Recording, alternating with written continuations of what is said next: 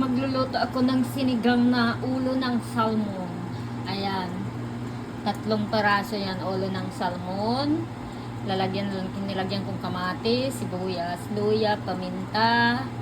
Tapos, lalagyan natin ng sinigang mix. Yung binili ko kasi ito sa Seafood City. Tapos, lalagyan natin ng green beans. Tapos, lalagyan natin ng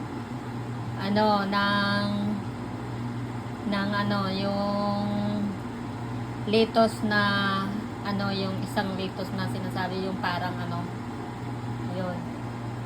yun ang ilalagay natin sa sinigang na ulo ng salmon natin.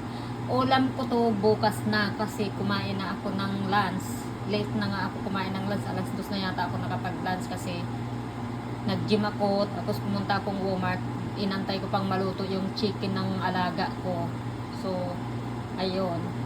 Pauwi ako 2 o'clock na ako nag-lunch, saka breakfast yun na. Tapos mamaya, kakain na lang ako ng kunti siguro, pero magaan lang sa sa tiyan. Mamaya daw mag-video okay daw yung asawa ko. Ayan. Ayan, ka-start ko lang yan, papaluin siya.